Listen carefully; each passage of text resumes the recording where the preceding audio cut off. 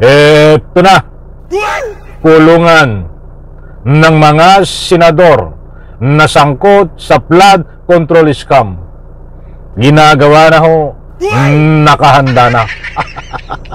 Ay wala na hong lusot itong mga senador na ito. Alright, welcome back to my YouTube channel. I'm Andy's Vlog.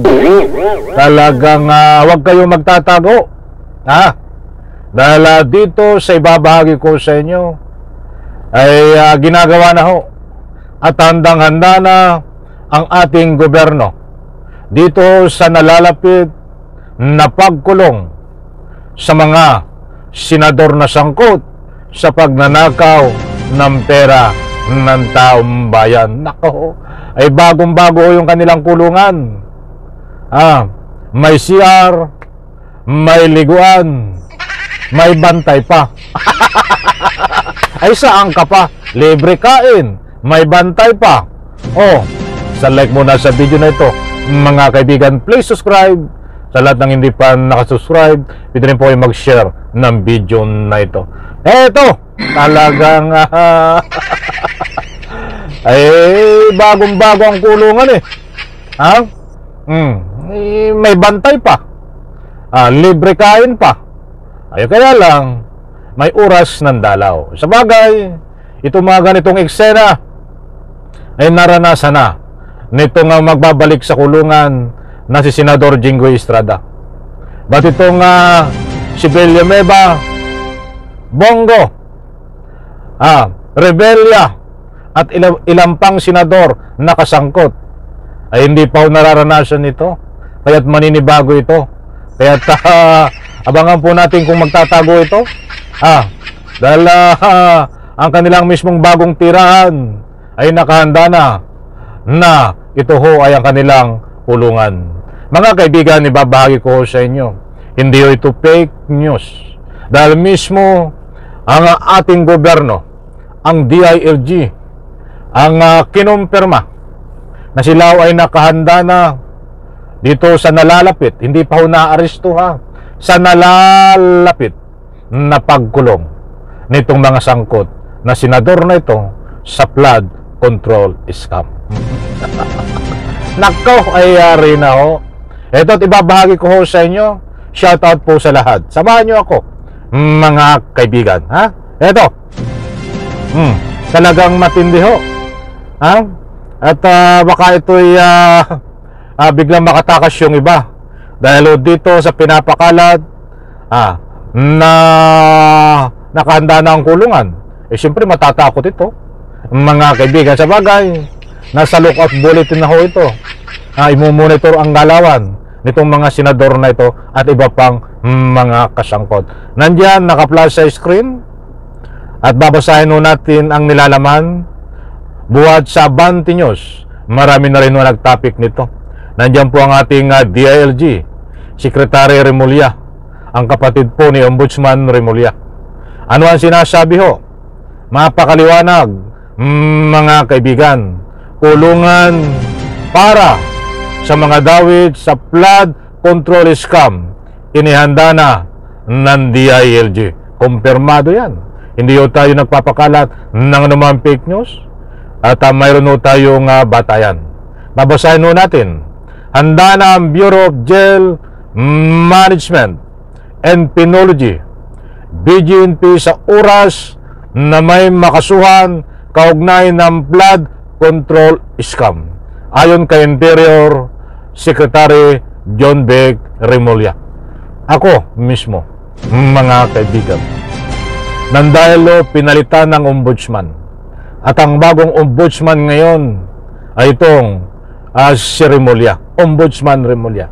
Naniniwala ho ako na sa nalong madaling panahon ay mayroong makukulong, makakasuhan na senador at in one word, ang lahat ng sangkot dito sa flood control project ay makukulong at makakasuhan. Iyan ho ang sarili kong perception.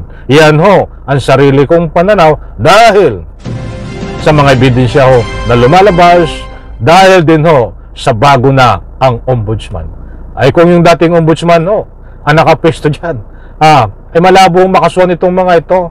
Kaya pinagpipilitan ko at tasno na talagang makukulong ang mga senador na ito nang dahil sa ombudsman at galawan ng bagong ombudsman ngayon. Ito, babasahin po natin ang mga nilalaman, mga kaibigan. Ito, kung anong ibig sabihin nun, idediretso ko. Kulungan para sa mga dawit sa flood control scam, inihanda na ng DILG. Hindi ko na ipapakita babasahin ko na lang. Pero nandito ang nilalaman, mga kaibigan, medyo mahaba-haba itong babasahin ko. Handa na ang Bureau of Jail Management, Penology sa oras na may kasuhan kaugnay ng flood control scam ayon kay Interior Secretary John B. Remulla. Sabi ni Remulla, regular jail cells ang inihanda para sa mga dawit sa anomalya dahil pantay-pantay ang patakaran ng kulungan, mayaman man o mahirap. Posibleng sa New Quezon City Jail ang mga kakasuhan dahil ito ang pinakamalapit sa Sandigam Bayan.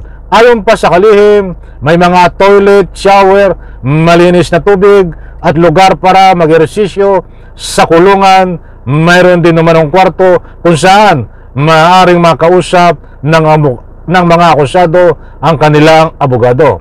Nilinaw ni Remulla na hindi gagamitin ang Custodial Center Philippine National Police, PNP Camp Crame para idetine ang mga sangkot. Ayon sa kanya, aabot sa 200 katao posibleng kasuhan sa susunod na 3 linggo at unang makakasuhan ang mga pangalang lumabas na sa pagdinig sa Senado. Ayan ang mga pangalan na lumabas sa pagdinig sa Senado na unang kakasuhan: Senador Jinggoy, Senador Villanueva, at yung iba hindi na senador, dating senador, Senador Bongo, ay ngayon ay malamang nakasama din. At ito pa, lahat ng napangalanan ng mga senador ay unang kakasuhan din. Nauna nang ibinunyag ni Independent Commission Inspector Special Advisor Rodolfo Sorin na mahigit 15 kaso ang isasampa sa ombudsman sa mga darating na linggo. Iyan, mga kaibigan, maganda pong development, magandang pangitain yan na dapat isagawa, hindi lang po puro balita, mga kaibigan, na naniniwala ako dito sa administrasyon ng ating Pangulong Bongbong Marcos ay mayroon pong makukulong na senador at siyempre mga engineer at siyempre lahat ng kasangkot. Alam po natin sa turo ng ebidensya, desidido ang ating Pangulong Bongbong Marcos na ikulong sa turo ng matitibay na ebidensya. Sige, wag mong ipakulong yan. Wag mong ipakulong ang mga yan dahil kung hindi mo ipapakulong yan, ikaw ang sisingilin ng taong bayan. Sige ka, Pangulong Bongbong Marcos, kaya karapatan mo na suportahan itong anti-corruption sa administrasyon mo, Pangulong Bongbong Marcos, na sa ganun kayusan at kapakanan ng taong bayan ang daed nito, mga kaibigan. Sanlay ko sa video na ito. Maraming salamat. Bye-bye. Palakpak.